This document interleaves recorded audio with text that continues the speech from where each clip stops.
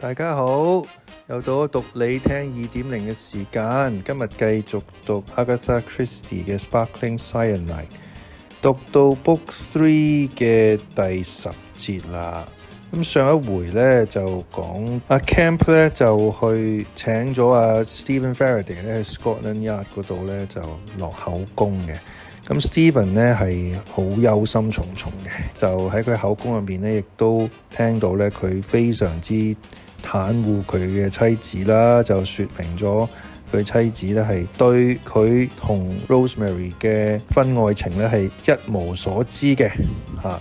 咁當然啦，呢個 Stephen Faraday 原本咧亦都係否認佢有婚外情嘅，不過阿 Camp 咧就先後攞咗幾樣證據出嚟啦，咁啊令到 Stephen 咧都百口莫辯啦，咁佢承認咗。而上一節嘅最後段咧，亦都有交代咧 Stephen 同埋 Sandra 嘅私底下嘅交談啦，就係講佢兩個好似俾人逼入窮巷咁啦，即係諗住會有個垂死嘅反抗。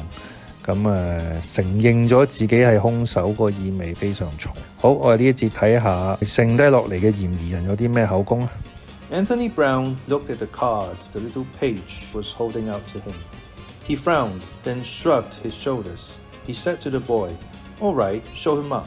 When Colonel Race came in, Anthony was standing by the window with the bright sun striking obliquely over his shoulder.He saw a tall, soldierly man with a lined bronze face and iron grey hair, a man whom he had seen before, but not for some years, and a man whom he knew a great deal about.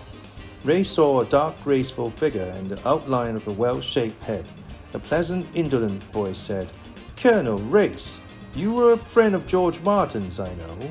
He talked about you on the last evening. Have a cigarette?" "Thank you, I will," Anthony said as he held a match.You were the unexpected guest that night who did not turn up. Just as well for you. You are wrong there. That empty place was not for me. Anthony's eyebrows went up. Really? Barton said. Race cut in. George Barton may have said so. His plans were quite different. That chair, Mr. Browne, was intended to be occupied when the lights went down by an actress called Chloe West. Anthony stared. Chloe West? Never heard of her. Who is she?A young actress not very well known, but who possesses a certain superficial resemblance to Rosemary Barton. Anthony whistled. I begin to see. She had been given a photograph of Rosemary so that she could copy the style of hairdressing, and she also had dress which Rosemary wore the night she died. So that was George's plan. Up go the lights. Hey presto, gaps of supernatural dread. Rosemary has come back. The guilty party gaps out.It's true, I done it. He paused and added, rotten even for an ass, poor old George. I'm not sure I understand you. Anthony grinned. Oh, come now, sir. A hardened criminal isn't going to behave like a hysterical schoolgirl. If somebody poisoned Rosemary Barton in cold blood and was preparing to administer the same fatal dose of cyanide to George Barton, that person had a certain amount of nerve.It would take more than an actress dressed up as Rosemary to make him or her spill the beans. Macbeth, remember? A decidedly hardened criminal, went to pieces when he saw the ghost of Banquo at the feast. Ah, but what Macbeth saw really was a ghost. It wasn't a ham actor wearing Banquo's duds. I'm prepared to admit that a real ghost might bring its own atmosphere from another world. In fact, I am willing to admit that I believe in ghosts.Have believed in them for the last 6 months. One ghost in particular. Really? And whose ghost is that? Rosemary Barton's. You can laugh if you like. I've not seen her, but I've felt her presence. For some reason or other, Rosemary, poor soul, can't stay dead. I could suggest a reason. Because she was murdered? To put it in another idiom, because she was bumped off. How about that, Mr. Tony Morelli? There was a silence. Anthony sat down,chucked his cigarette into the grate and lighted another one. Then he said, How did you find out? You admit that you are Tony Morelli. I shouldn't dream of wasting time by denying it. You've obviously cabled to America and got all the dope. And you admit that when Rosemary Barton discovered your identity, you threatened to bump her off unless she held her tongue. I did everything I could think of to scare her into holding her tongue, agreed Tony pleasantly. A strange feeling stole over Colonel Race. This interview was not going as it should. He stared at the figure in front of him, lounging back in his chair, and an odd sense of familiarity came to him. Shall I recapitulate what I know about you, Morelli? It might be amusing. You were convicted in the States of attempted sabotage in the Erickson aeroplane works and were sentenced to a term of imprisonment. After serving your sentence, you came out and the authorities lost sight of you. You were next heard of in London, staying at Claridge's and calling yourself Anthony Browne. There you scraped acquaintance with Lord Dewsbury, and through him you met certain other prominent armaments manufacturers. You stayed in Lord Dewsbury's house, and by means of your position as guest you were shown things which you ought never to have seen. It is a curious coincidence, Morelli, that a trail of unaccountable accidents and some very near escapes from disaster on a large scale followed very closely after your visits to various important works and factories. Coincidences, said Anthony, are certainly extraordinary things. Finally, after another lapse of time, you reappeared in London and renewed your acquaintance with Iris Marr, making excuses not to visit her home so that her family should not realize how intimate you were becoming. Finally, you tried to induce her to marry you secretly. You know, said Anthony, it's really extraordinary the way you have found out all these things. I don't mean the armament business. I mean my threats to Rosemary and the tender nothings I whispered to Iris. Surely those don't come within the province of MI5. Race looked sharply at him. You've got a good deal to explain, Morelli. Not at all. Granted your facts are all correct. What of them? I've served my prison sentence. I've made some interesting friends. I've fallen in love with a very charming girl and am naturally impatient to marry her. So impatient that you would prefer the wedding to take place before her family have the chance of finding out anything about your antecedents. Iris Marr is a very rich young woman. Anthony nodded his head agreeably. I know. When there's money, families are inclined to be abominably noisy. And Iris, you see, doesn't know anything about my murky past. Frankly, I'd rather she didn't. I'm afraid she is going to know all about it. A pity, said Anthony. Possibly you don't realize, Anthony cut in with a laugh. Oh, I can dot the I's and cross the T's. Rosemary Barton knew my criminal past, so I killed her. George Barton was growing suspicious of me, so I killed him. Now I'm after Iris's money.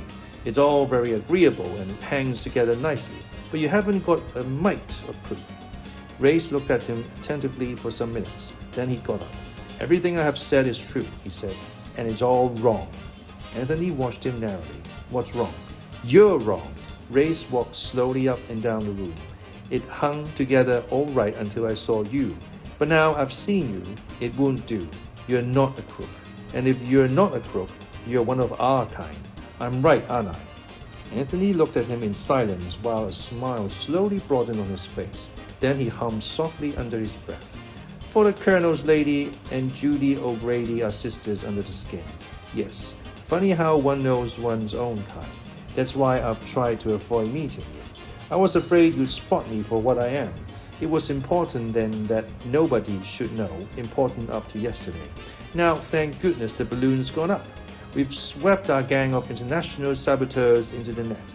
I've been working on this assignment for 3 years, frequenting certain meetings, agitating among workmen, getting myself the right reputation.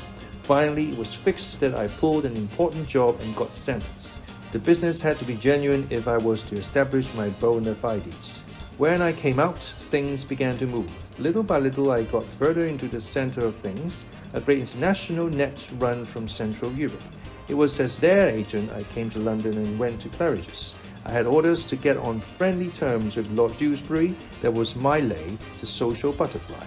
I got to know Rosemary Barton in my character of attractive young man about town. Suddenly, to my horror, I found that she knew I had been in prison in America as Tony Morelli. I was terrified for her. The people I was working with would have had her killed without a moment's hesitation if they had thought she knew that. I did my best to scare her into keeping her mouth shut, but I wasn't very helpful. Rosemary was born to be indiscreet. I thought the best thing I could do was to sheer off. And then I saw Iris coming down a staircase, and I swore that after my job was done, I would come back and marry her.